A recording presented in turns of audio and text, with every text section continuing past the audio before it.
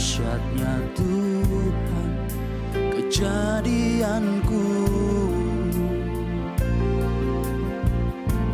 Kau menenun diriku serupa gambaranmu. Oh, sungguh berharga di matamu Tuhan kehidupanku. Kau membawa hatiku mendekat erat dengan hatimu. Ku mengangkat wajahku memandang keindahanmu Yesus. Syukur bagi kesetiaanmu di sepanjang hidupku. Dan ku angkat tanganku ke tahta kasih dan karuniamu. Tak sekalipun kau tinggalkanku, Yesus sahabatku.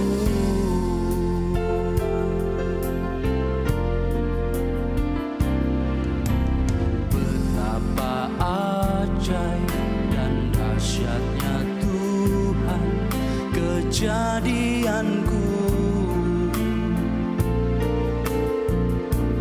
Kau menenun diriku serupa gambaranmu. Oh, sungguh berharga di matamu Tuhan kehidupanku. Kau membawa hatiku mendekat erat dengan hatimu. Ku mengangkat wajahku memandang keindahanmu Yesus. Syukur bagi kesetiaanmu di sepanjang hidupku. Dan ku angkat tanganku ke tahta kasih dan karuniamu. Tak sekalipun kau tinggalkanku, Yesus sahabatku.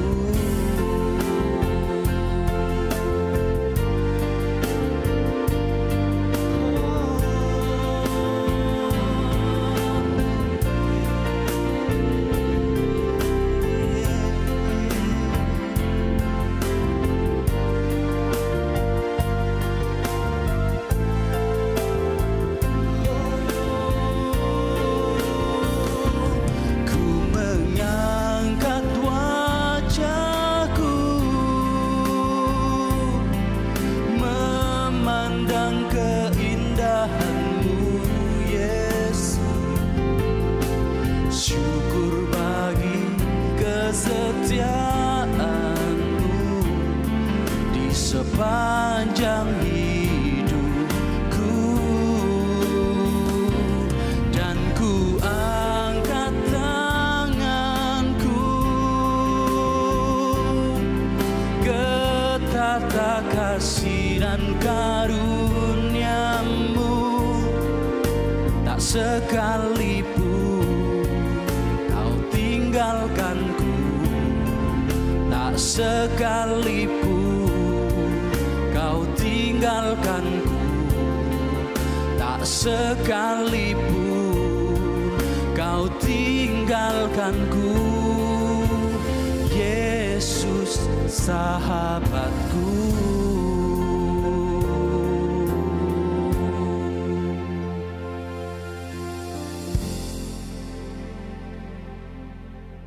Shalom saudara, bagaimana keadaan saudara hari ini? Pasti luar biasa ya. Oleh karena itu kita biasa di hari Mezbah, kali ini kita tampil dengan cara yang berbeda. Nah hari ini saya ingin mengajak ngobrol ya dengan salah satu pemimpin anak muda di gereja kita. Siapa dia? Dia yang menangani anak-anak SMP dan SMA, memuridkan anak SMP dan SMA. Dia adalah Kak Agung. Tepuk tangan dah.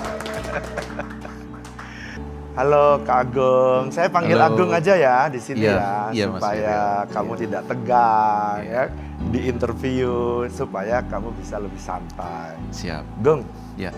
kamu menangani pemuridan dari, atau kamu dulu dimuridkan dari tahun berapa ya Gung? Kurang lebih tahun 90-an ya, 97. Tahun 97 ya. Iya. Saya masih ingat waktu itu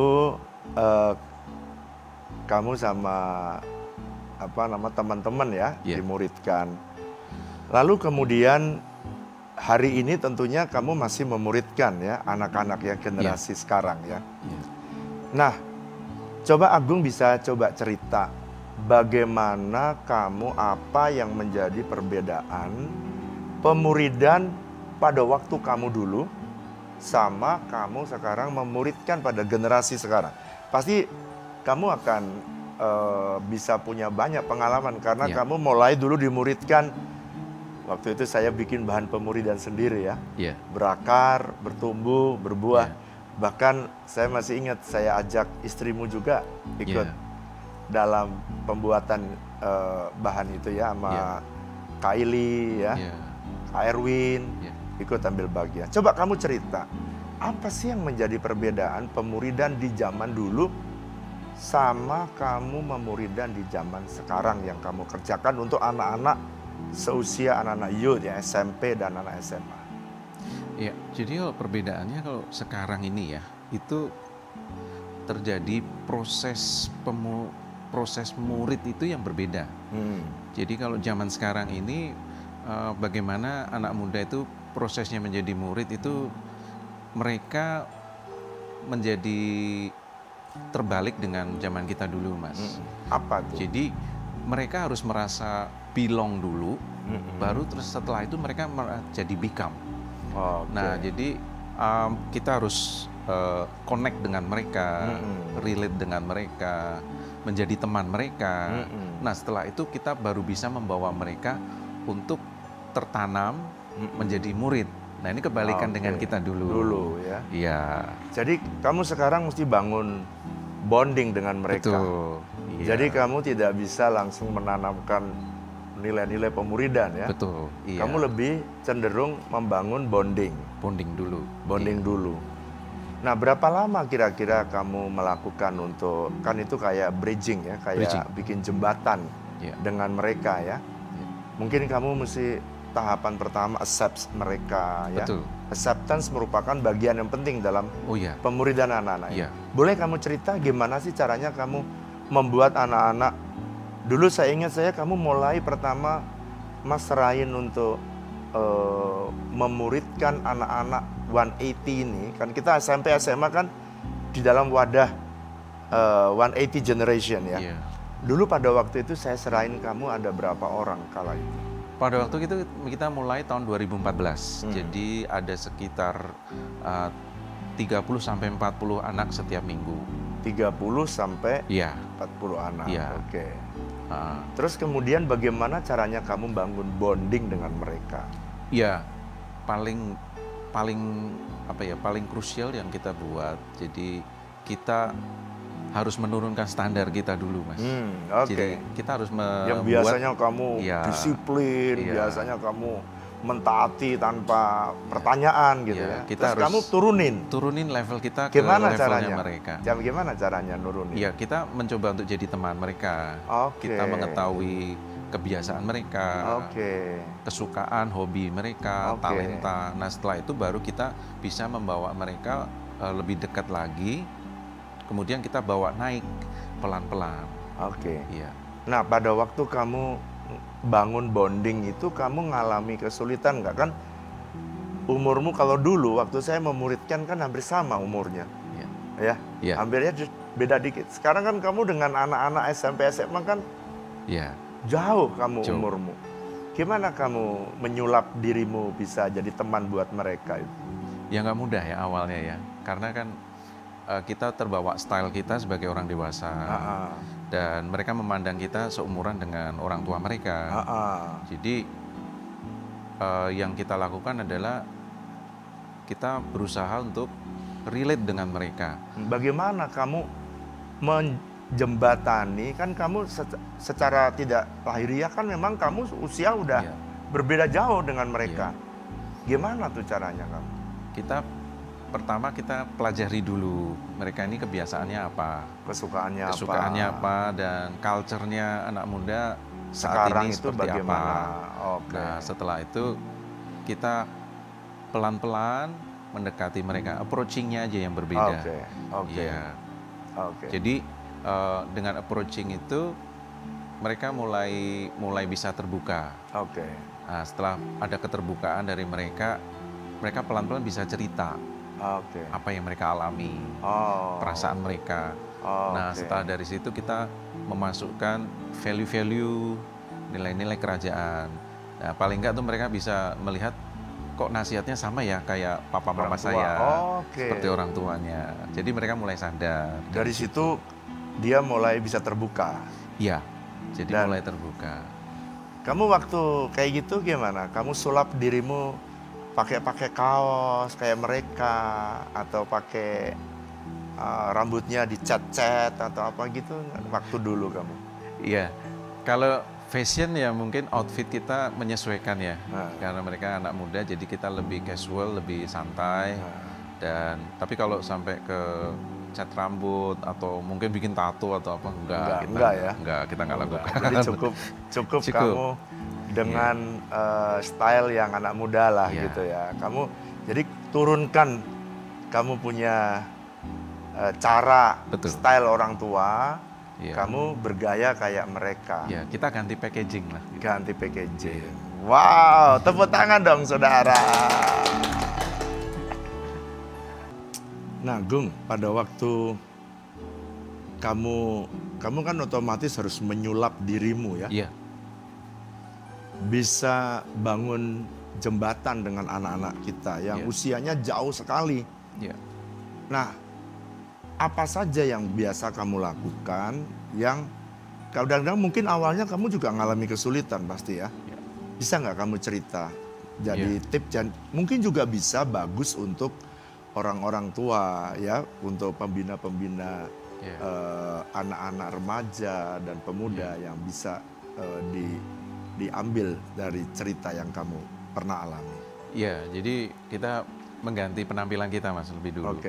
Jadi kalau dulu kan kita pakai sepatu kulit, celana bahan, gitu kemeja, pakai dasi gitu ya. Jadi kita rubah, jadi buat mereka tuh seperti sneakers, kita jadi kita ganti jadi sneakers. Sampai gembalanya kok jadi sneakers nih. Iya, jadi kita rubah. Dulu pakai kemeja, kita mulai pakai kaos. Itu relate yang pertama ya, penampilan. Kemudian mungkin kita juga bisa pelajari istilah-istilah yang mereka pakai waktu mereka bicara dengan teman-teman mereka. Jadi kita mau coba belajar. Kemudian misalnya apa sih kata-kata yang kita orang tua nggak ngerti terus kemudian mereka ngerti dan kamu terpaksa harus belajar kalimat-kalimat mereka toh? Iya. Jadi misalnya mereka pakai istilahnya kui gitu ya. Itu ternyata apa kui itu ya? Ternyata kui itu kebalikan, yuk gitu. Iya, jadi kalau mereka ngajak temennya kui gitu, yuk gitu. Iya, jadi Itu salah satu ya. Kata-kata dibalik. Iya, gitu. kata-katanya dibalik. Atau sabi gitu. Apa sabi gitu? Oh ternyata bisa gitu. Oh, sabi bisa. Iya, iya, jadi santuy gitu. Santuy itu ternyata santai, relax. Oh, iya. jadi kamu dengan bahasa-bahasa kamu pelajari, Iya. sehingga kamu terpaksa harus pakai bahasa mereka. Ya kita pakai, tapi kita nggak terlalu banyak sering gunakan, tapi kita Kamu akhirnya bisa, ngerti. bisa gitu ngerti ya. dan bisa sewaktu-waktu kita bisa pakai itu. Terus kita juga ngerelate ke apa ya, kebiasaan mereka sehari-hari kan. Kalau zaman sekarang mereka mereka senang dengan gadget atau game, biasanya dengan sosmed. Iya. Sosmed itu juga penting, jadi kita punya sosmed, kita follow mereka, itu mereka senang. Zaman dulu kan nggak Iya. ada ya, Gung? Nggak ada. Oh, zaman sekarang udah ada. Jadi Kamu jadi harus follow mereka. iya, jadi kita kadang ucapin say happy birthday di sosmed. Oke, Jadi oke. apa? Kita kepo-kepoin IG story-nya mereka. Oke. Jadi mereka tuh merasa diterima, mereka merasa dihargai, di-appreciate pada waktu kita bisa memberikan perhatian lewat sosmed mereka. Ada nggak yang mereka bilang, kok Agung ini terlalu kepo ah? Ada nggak yang gitu? Mereka nggak ada yang bilang langsung ya, tapi mungkin dari beberapa sih bisa seperti itu. Tapi itu menjadi salah satu apa ya, salah satu bagian dari pelayanan kita ya, karena kita melayani mereka. Karena secara nggak langsung mereka juga perlu seseorang yang lebih dewasa dari mereka, tapi yang bisa mengerti keadaan mereka, itu yang lebih penting. Karena kadang mereka view-nya kan berbeda dengan kita. Iya. Kalau kita view-nya punya view yang lebih jauh, helikopter view-nya lebih jauh. Jadi mereka hanya melihat dari sisi mereka, Iya. tapi kita bisa melihat dari sisi yang lebih jauh dan kita bisa kasih apa yang bisa kita lihat. Nah dari situ mereka dengan kita mulai bisa cari titik tengahnya menghadapi sesuatu. Oke, very good. Gung, masih ingat nggak, Gung? Dulu waktu pemuridan yang zaman kita nih, Iya. masih ingat nggak dulu? Kamu, saya larang berenang aja, saya larang, ingat nggak? Berenang, karena saking saking menjaga kekudusan.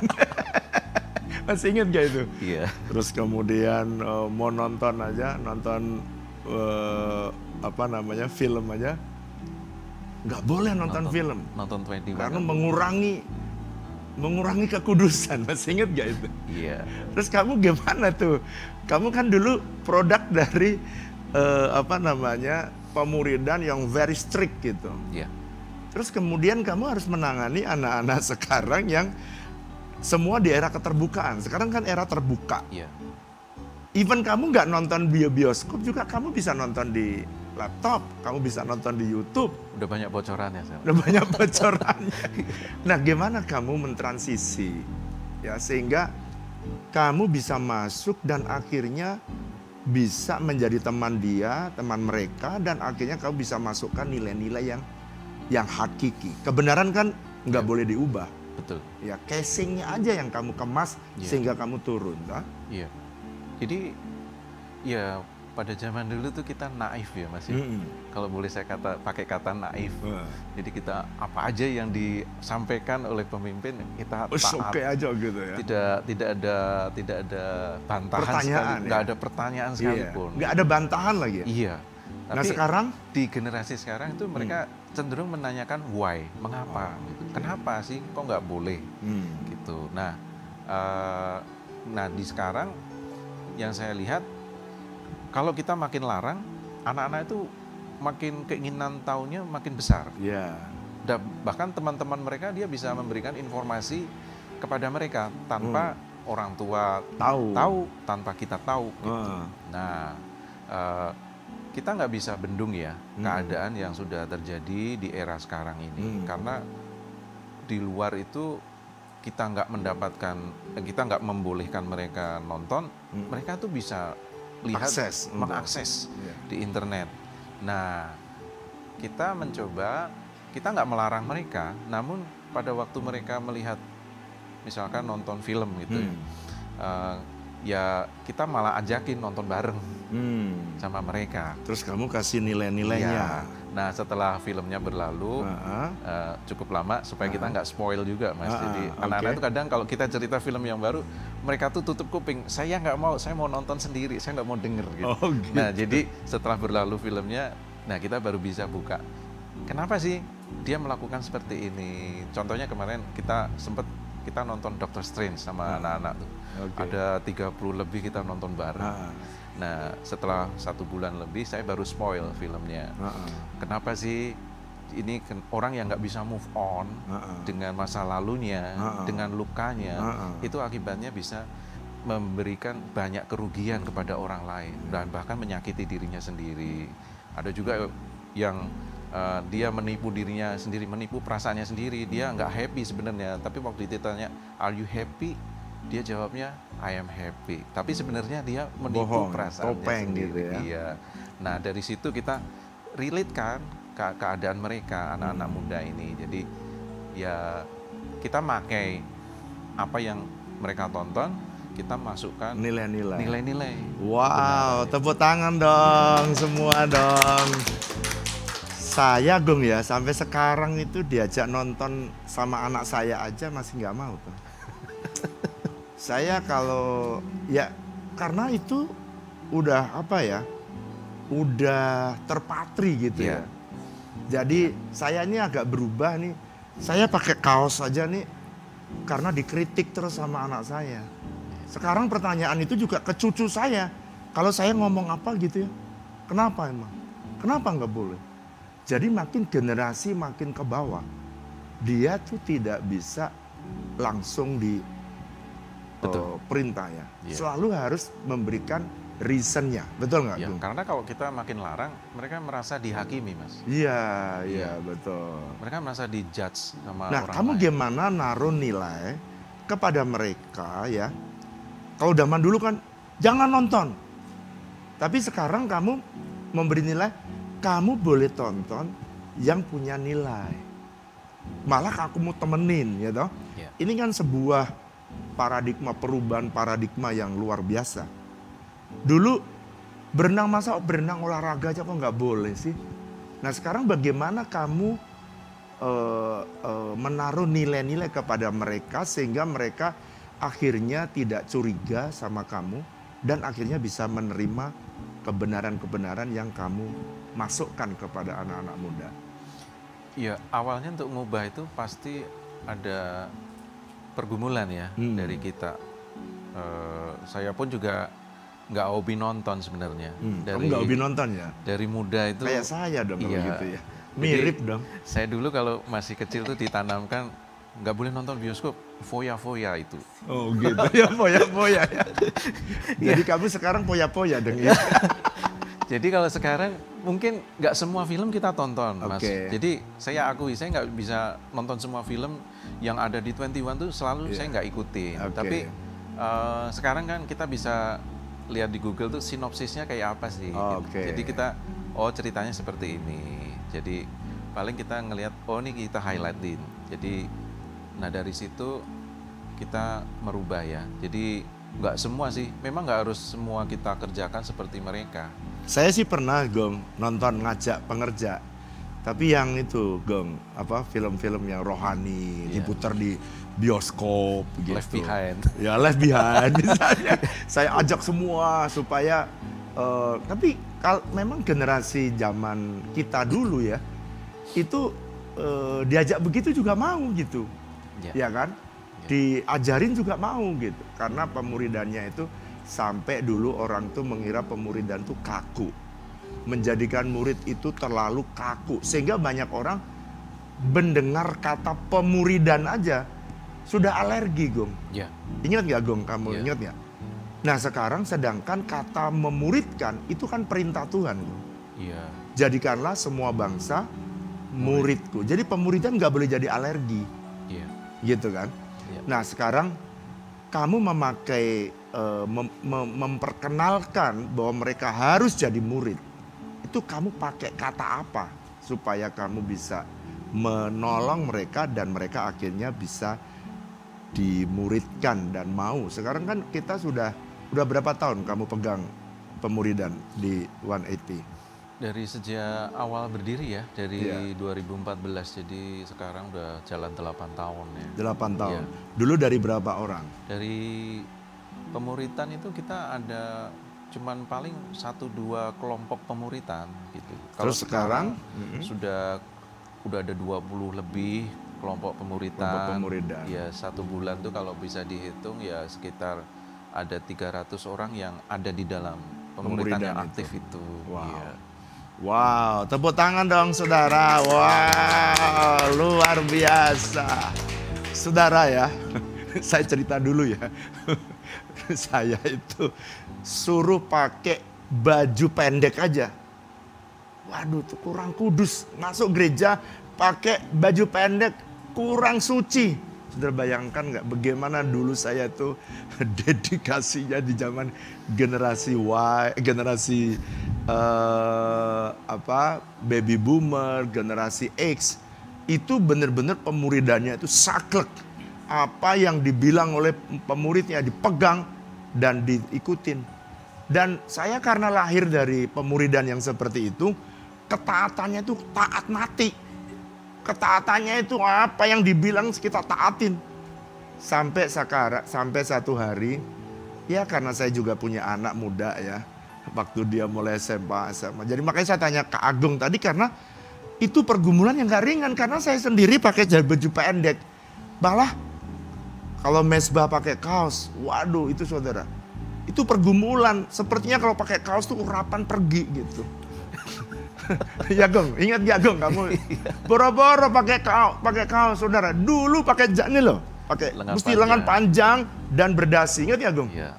Waduh, kalau lengan pendek, apalagi mesbah pakai kaos ya, itu mengurangi kekudusan ya Gong. Nggak boleh pakai celana jeans. Saudara masih ingat saya itu masih ingat Kak Agung. Dulu gimana coba cerita kamu gimana dulu nggak boleh pakai celana jeans? Iya. Kamu sekarang pakai celana jeans. Kenapa dulu? Saya juga nggak tahu ya Mas. Jadi karena jin itu nama iblis jadi itu salah satu yang membuat kenapa kita larang pakai celana jin gitu. Jadi kita kayaknya awkward ya pada waktu dulu itu ya. Naif Mas. Naif ya. Kenapa ya? Dan saudara yang dibilang Kak Agung tadi itu benar tuh. Jadi dia ini harus menyulap dirinya.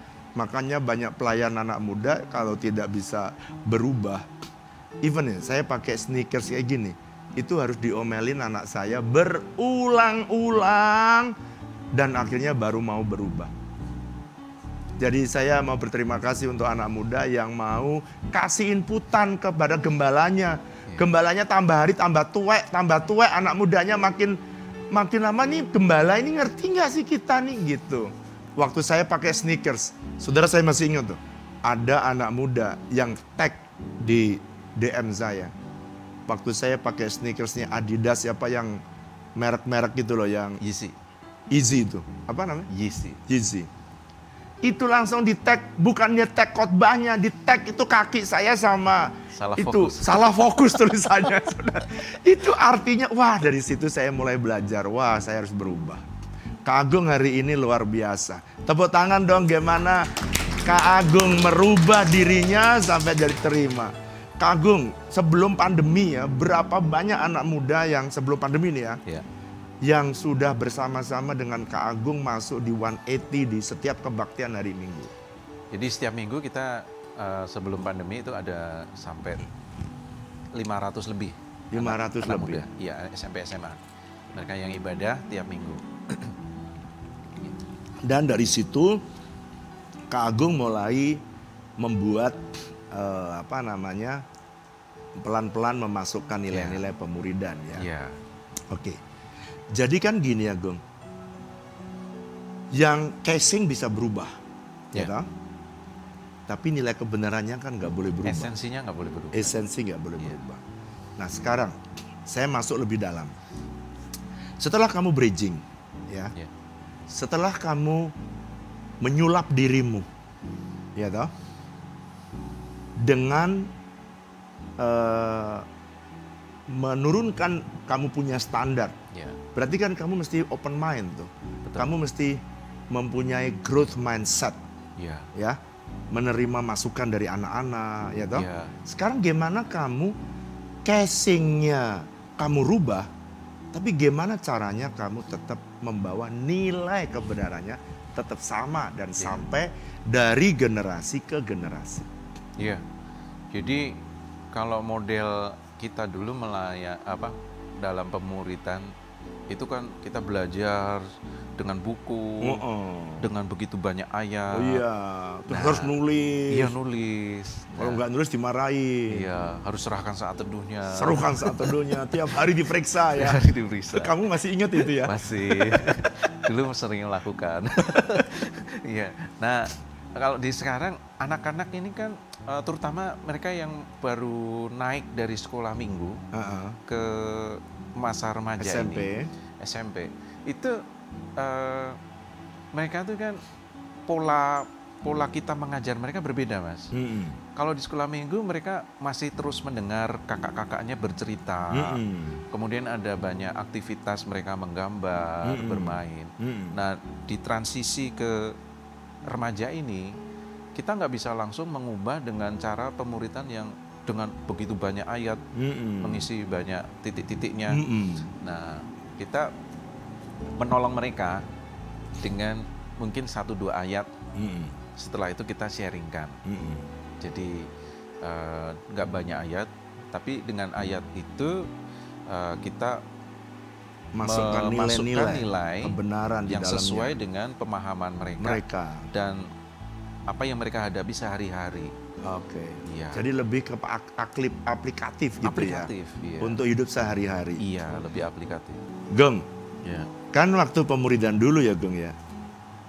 Kan saya bikinin tuh Geng pemuridan itu. Iya. Bahan bukunya berakar, bertumbuh, berbuah.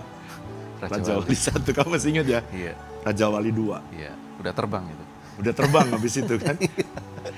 Lalu kemudian kamu kan ingat kan, ini kan bahan-bahan ini kan istrimu juga ikut nulis nih. Iya. Iya kan? Iya. Kak Ili, Iya. Kak Erwin. Iya. Kita dulu di Youth pusat, Center. Youth Center pusat. Iya. Ini bahan udah membentuk murid-murid dan jadi pendeta-pendeta loh, Gong. Dan Betul. ini udah teruji bertahun-tahun, Gong. Iya, proven. It has been proven. Tapi pertanyaan saya, Gong, kenapa kok bahan-bahan ini nggak kamu pakai sih, Gong? Ini kan jeripaya kita, Gong. Iya. Copyright kita. Copyright kita punya. Kenapa nggak kamu pakai? Iya, bahannya bagus, Mas. Tapi itu sangat padat. bagus. Ya, tapi untuk zaman sekarang itu udah out of date ya. Out of date. Iya, Maksudmu? jadul gitu. Hah? Jadul. Jadul. Itu yang menyebabkan kamu nggak pakai. Nah, kita nggak pakai, tapi kita breakdown. Ya. Terus ada juga kurikulum yang kita gunakan selain dari bahan pemuritan yang lama itu. Kita pakai kurikulum yang baru, dan kurikulum ini topiknya lebih mengena ke mereka. Jadi itu buat mereka gue banget. Oh, Ya. jadi buku yang kamu pakai sekarang lebih ke gue banget, lebih relevan gitu ya. Iya, lebih. Kalau ini lebih oldies gitu, Iya. gitu ya. Iya. Waduh, jadi gantian saya yang tersinggung nih, Gong. Jadi ini, Iya, ini nggak offense, Mas. tapi saya sih nggak marah nggak dipakai. Yang saya butuhkan adalah anak-anak kita harus dimuridkan sesuai dengan umur mereka, Iya. cara mereka berpikir, ya. Oke. Lalu kemudian bagaimana kamu membangun relasi dengan orang tua? Karena kan dalam memuridkan anak-anak usia SMP, SMA, itu kan harus ada masih besar peran orang tua. Oh iya. Ya. Bagaimana kamu cara membangun karakter anak-anak, membangun cinta mereka kepada Tuhan, dan melibatkan. Apakah kamu libatkan orang tua juga di dalamnya? Iya, jadi kalau kita ngelihat waktu yang dihabiskan anak di gereja sama di orang tua, itu ada survei mengatakan kalau di keluarga tuh mereka menghabiskan 1 tahun tuh 3.000 jam bersama keluarga mereka. Iya. Tapi dengan gereja mereka tuh cuman 40 jam. 40 jam. Jadi perbedaannya itu cukup jauh. 40 dengan 3.000. Ini survei di luar negeri ya Mas. Jadi mau nggak mau sih setiap anak itu akan berkumpul lebih banyak waktunya dengan orang tua. Nah, kita menghubungkan, menjembatani anak dengan orang tua ini, kita pun ini kadang anak-anak itu kan sharing mengenai orang tua mereka. Nah, yang kita dengar itu kan dari sisi pandang mereka, Mas. Kan kita sebagai orang yang lebih dewasa, kita lihat dari sisi orang tua kita pun juga harus tahu. Karena prinsip kita kalau kita nggak ada di sisi orang tua, kita tuh nggak ada di sisi anak. Jadi kalau kita berpihak pada anak, itu berarti kita membuat sebuah permasalahan dalam keluarga. Nah, jadi kita berusaha untuk ada di sisi orang tua. Kadang pada waktu anak cerita seperti itu, mungkin orang tua juga merasa, aduh, kok aib saya dibongkar, dibuka. Justru kita merasa kalau ada orang tua di sini, ya kita jangan merasa takut atau merasa malu. Justru kita berusaha ada di sisi para orang tua. Karena anak itu kan melihat dari sisinya mereka, sisi yang lebih sempit ya.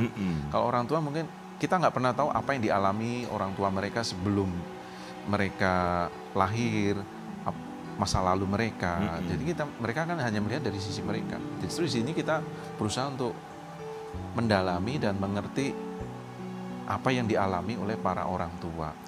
Dari situ kita memiliki hubungan dan kita bisa memiliki kedekatan ya. Jadi ada informasi apapun kita bisa informasikan ke orang tua. Apakah kamu ajarkan di gereja, waktu kamu memuridkan anak-anak, apakah orang tua juga kamu informasikan?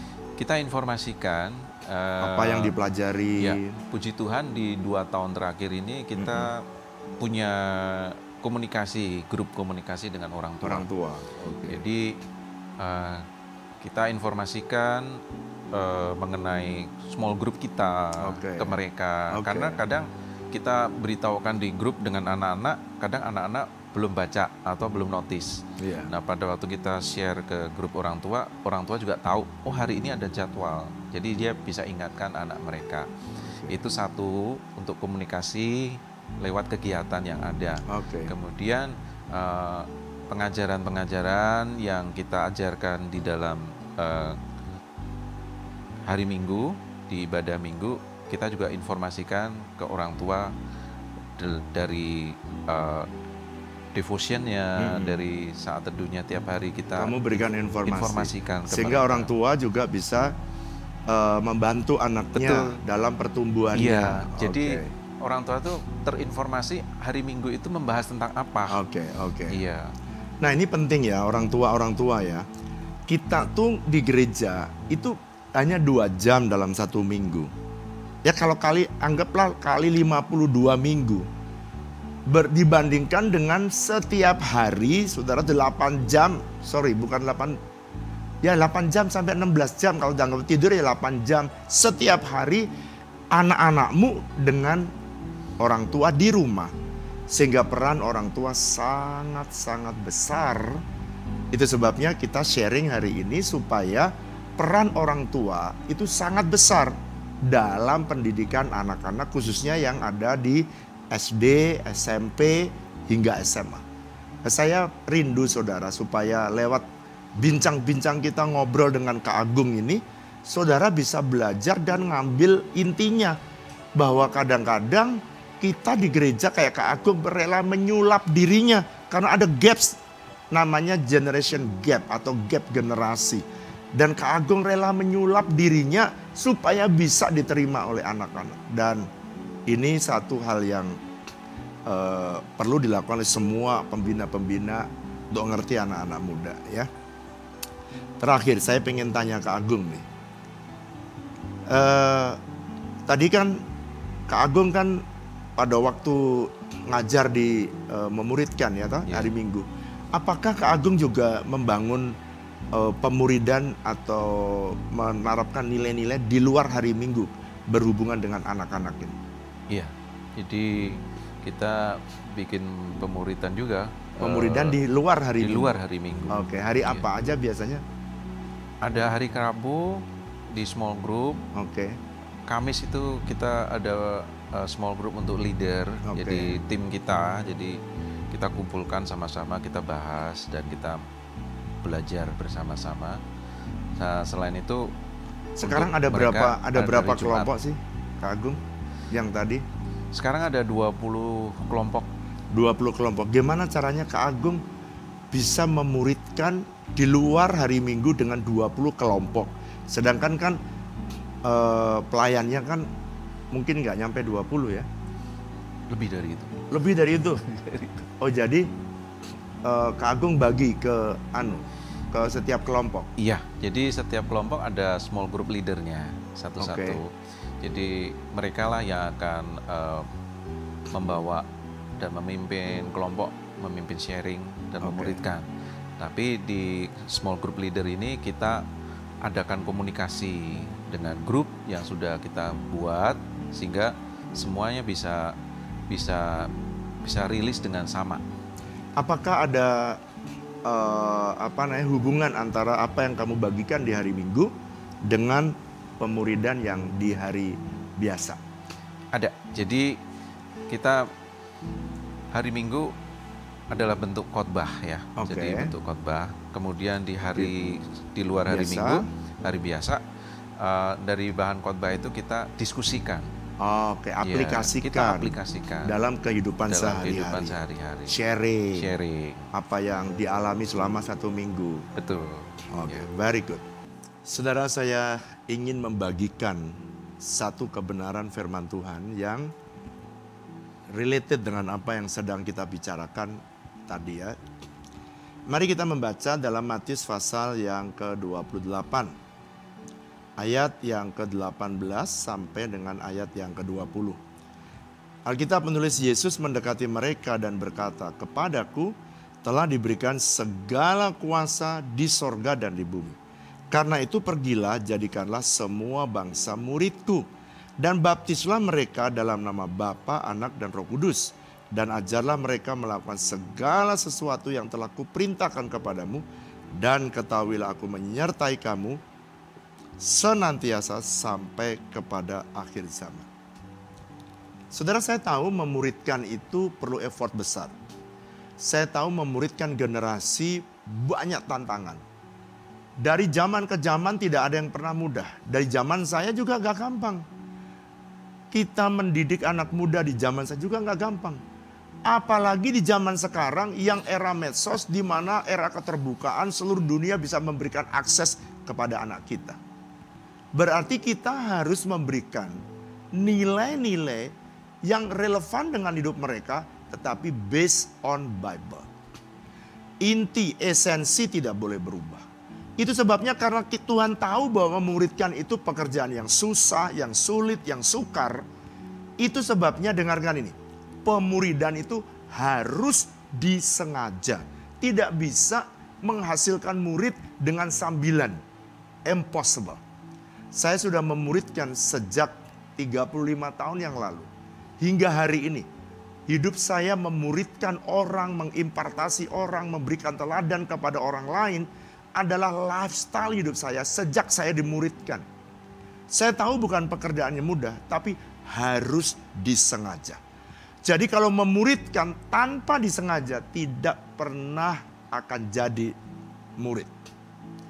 Karena Tuhan tahu bahwa memuridkan itu berat, maka Yesus berkata, dimulai dengan sebuah statement yang luar biasa. Kepadaku diberikan segala kuasa di sorga dan di bumi. Wow. Kenapa Yesus mesti ngomong itu kepada kita? Karena supaya semua kesukaran, kesulitan yang terjadi dalam hidup kita, kita itu bisa meyakini bahwa semua kesulitan, kesukaran yang kita hadapi dari zaman ke zaman akan selalu bisa diselesaikan. Karena semua kuasa di sorga dan di bumi ada di dalam tangan Yesus. Hikmat untuk menyelesaikan ada di tangan Yesus. Itu sebabnya kalau kekurangan hikmat datang kepada Tuhan, Kalau kekurangan seni, datang kepada Tuhan. Kalau saudara kekurangan cara untuk memuridkan, datang kepada Tuhan. Karena semua ada di dalam tangan Tuhan. Dan ada 4 prinsip di dalam ayat ini supaya pemuridan itu bisa berjalan. Saudara, waktu saya kuliah dulu, saya punya waktu memuridkan hanya punya waktu 3 tahun. Jadi tahun pertama saya harus memuridkan, saya dimuridkan. Tahun kedua saya sudah mulai memuridkan. Tahun ketiga saya mengawasi murid-murid saya sudah memuridkan mereka. Tahun ketiga, 3,5 saya harus meninggalkan kampus. Sehingga 3 tahun adalah masa efektif untuk kita memuridkan. So tidak punya waktu kita, sangat urgent. Makanya harus disengaja. Gimana Pak cara membuatnya? Ini caranya.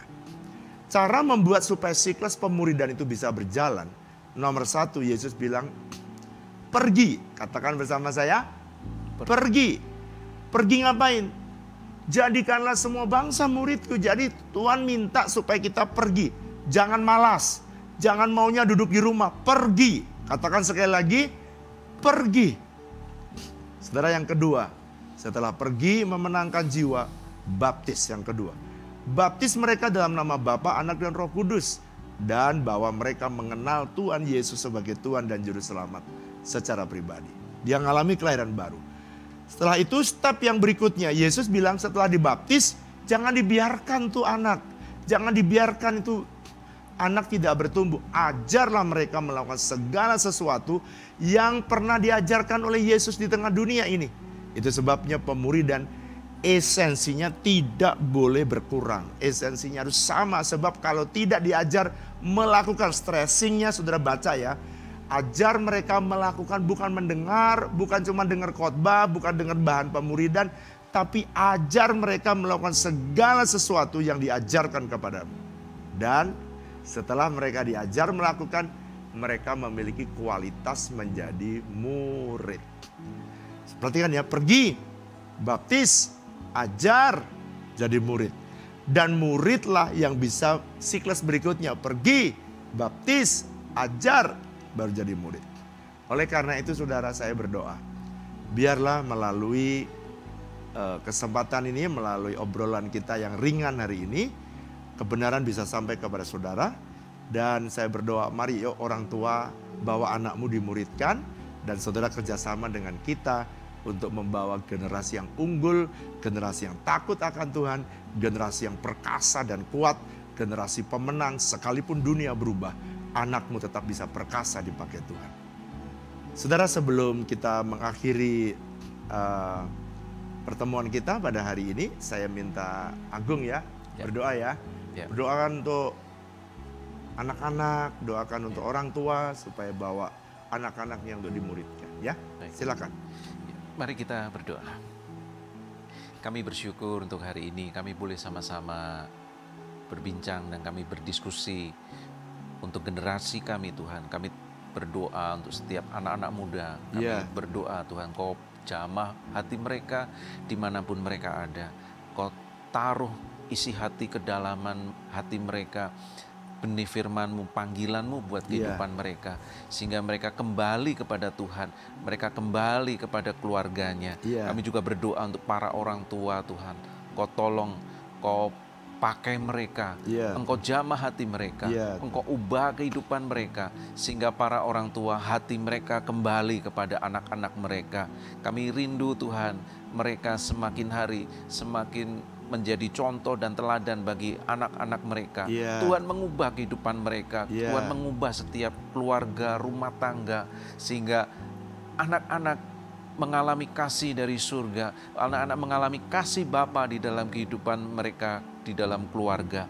Terima kasih Bapa, kami terus berdoa untuk setiap anak-anak, orang tua, keluarga-keluarga yang ada. Kami rindu Tuhan, Engkau pakai mereka Tuhan di hari-hari ini, sehingga kami akan melihat banyak keluarga, banyak anak-anak muda yang dipakai untuk menjangkau banyak jiwa, memuridkan lebih banyak lagi, menuai lebih banyak lagi. Terima kasih Bapa, kami mengucap syukur di dalam nama Tuhan Yesus. Haleluya. Mari saudara angkat dua tanganmu, terimalah berkat Tuhan.